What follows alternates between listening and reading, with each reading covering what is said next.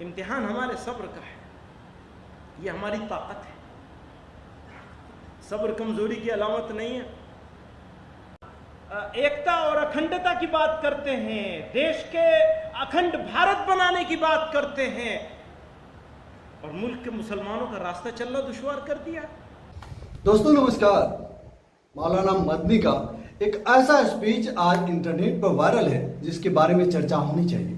यह बेहद आवश्यक है कि जब आप किसी के गलत वचनों को विवेचना करते हैं, उस पर तमाम तरह की चर्चाएं करते हैं, तो उसके द्वारा कही गई कोई अच्छी बात हो तो उस पर भी चर्चा की जानी चाहिए। गांधी जी ने कहा था, व्यक्ति से नहीं, उसके गलत कर्मों से, गलत बातों से आप नफरत कर सकते हो। चलिए आते हैं मौलाना मदनी ने क्या कुछ कहा जो हमें अच्छा लगा, और मुझे पूरा भरोसा है आप पर कि आपको भी ये बातें अच्छी लगेगी। दोस्तों, मंदिर मस्जिद विवाद के बीच शनिवार 28 मई को उत्तर प्रदेश के देवबंद में जमीयत उलेमाए हिंद की बैठक हुई।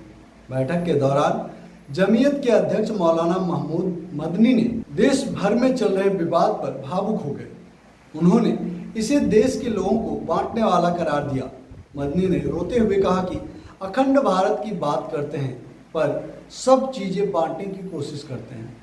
दोस्तों, कितनी बड़ी बात मौलाना मदनी ने कहा, क्या इस पर चर्चा नहीं होनी चाहिए?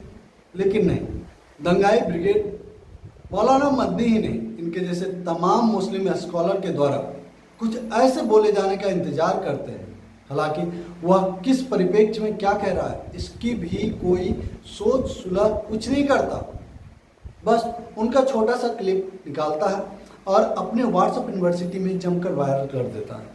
उसका खामियाजा ये होता है कि कई बार मुस्लिम स्कॉलर या फिर हिंदू में भी कुछ ऐसे लोग जो इस देश के गंगा जमनी तहजीब को जिंदा रखना चाहते हैं, देश के सेकुलर ताने बाने को आगे भी बढ़ाते रहना चाहते हैं, उन सभी को इस तरह के व्हाट्सएप यूनिवर्सिटी में वायरल किए गए वीडियोस के द्वारा परेशानी का सामना करना पड़ता है। वही वीडियो कहीं किसी बेवकूफ के हाथों लग जाता है, कहीं कोई एफआईआर कर देता है और फिर उसको लग जाता है कोर्ट कचहरी के चक्कर।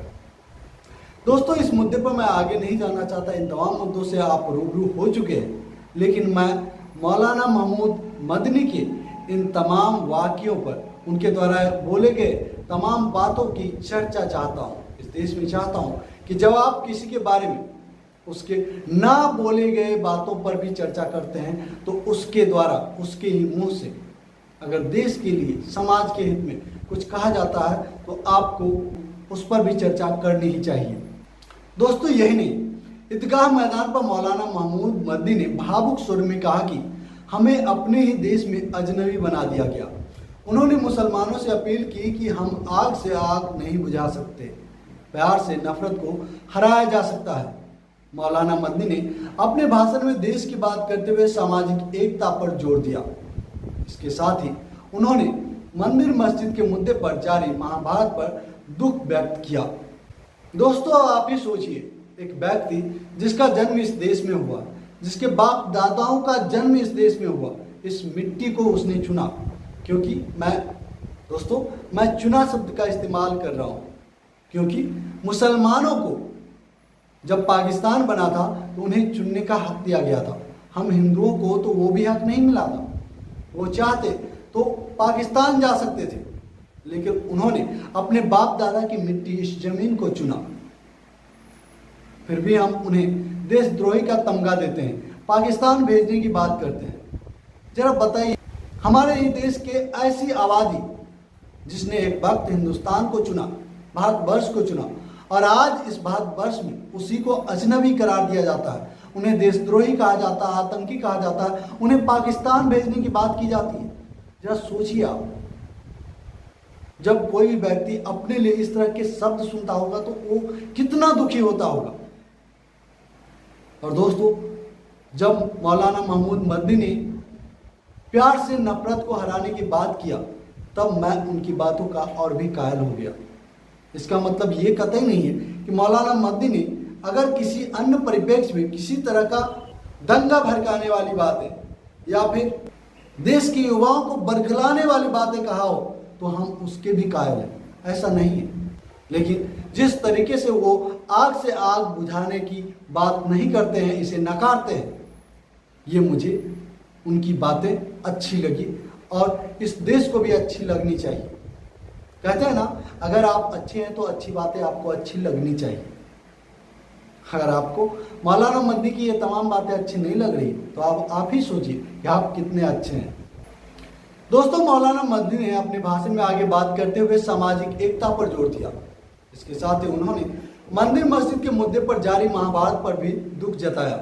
मौलाना मदनी ने कहा कि मस्जिदों के बारे में चर्चा के बाद जमात फैसला करेगी। फैसले के बाद कोई कदम पीछे नहीं हटाया जाएगा। दोस्तों, यहाँ पर आपको बता दें कि कदम पीछे नहीं हटाने का मकसद ये नहीं कि आर पार लड़ो मारो ऐसा करे, नहीं, वो संवैधानिक तरीके से कानूनी लड़ाई की बात कर रहे हैं। अभी मस्जिदों के बारे में, इबादतगाहों के बारे में आपके सामने आज शाम को या कल सुबह तजवीज़ आएगी, उस पर भी बात करेंगे इंशाअल्लाह। इस वक्त नहीं, जब तक वो तजवीज़ पेश नहीं होगी तब तक बात नहीं करेंगे। ना हम करेंगे ना आप करेंगे, ना हम करेंगे ना आप करेंगे। ध्यान रखिएगा, जमात के फैसले से पहले कोई बात नहीं करनी चाहिए। आगे कहते हैं, हमारा जिगर जानता है कि हमारी क्या मुश्किलें हैं। उन्होंने कहा कि मुश्किल झेलने के लिए हौसला चाहिए। हम जुल्म को बर्दाश्त कर लेंगे, दुखों को सह लेंगे, पर अपने मुल्क पर आंच नहीं आने देंगे। दोस्तों, मौलाना महमूद मदनी ने देश में नफरत फैलाने वाले को देश का दुश्मन और गद्दार बताया। साथ ही नफरत को मोहब्बत से खत्म करने का लोगों को पैगाम दिया। यही नहीं दोस्तों, मौलाना मदनी ने देश में हाल में हुई कुछ सांप्रदायिक घटनाओं का परोक्ष रूप से हवाला देते हुए कहा, देश में नफरत की दुकान चलाने वाले मुल्क के दुश्मन हैं, गद्दार हैं। उन्होंने कहा कि नफरत का जवाब कभी भी नफरत से नहीं दिया जाता, बल्कि मोहब्बत से दिया जाता है।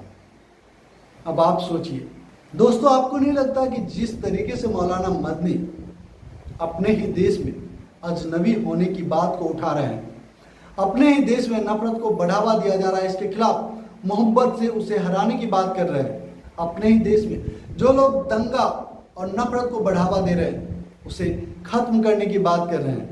मौलाना मदनी की वह बात जिसके द्वारा वह अपने अंतिम दम तक भारत को बढ़ते हुए नहीं देखना चाहते हैं, भारत को बर्बाद होने नहीं देना चाहते, और इसके लिए तमाम लड़ाई संवैधानिक दायरे में रहकर करने की बात करते हैं। तो क्या ऐसे में उनकी बातों पर चर्चा नहीं की जानी चाहिए?